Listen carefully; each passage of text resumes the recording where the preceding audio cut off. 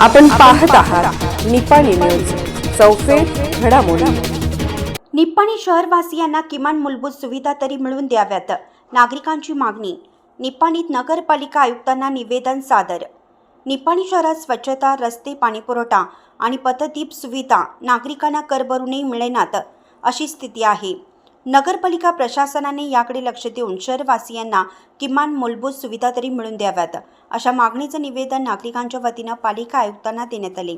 निवेदनात municipal high school येथील पाण्याची टाकी 30 वर्ष जुनी असून येथील पाणी अस्वच्छ आहे, ते आरोग्यासाठी धोक्याचे आहे, त्यामुळे ही टाकी पाडून नवीन टाकी उभारावी। शहरातील वर्दळीच्या ठिकाणी वाहतूक कोंडीचे प्रकार घडत आहेत, त्यामुळे वाहतूक कोंडीस कारण ठरणाऱ्यांवर कारवाई करावी।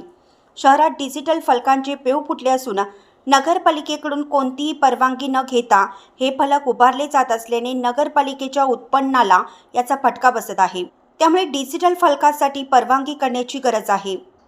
निपाणी शहरात तसेच शहराला जोडण्यात आलेल्या रस्त्यावर अनेक ठिकाणी गतिरोधक बनवण्यात आले आहेत, मात्र हे सर्वच गतिरोधक अशास्त्रीय असून याचा वाहनधारकांना फटका बसून अपघात होत आहेत, त्यामुळे हे गतिरोधक हटवावेत किंवा त्यावर पट्टे मारून वाहनधारकांना गतिरोधक दिसण्याची सोय करणं आवश्यक आहे।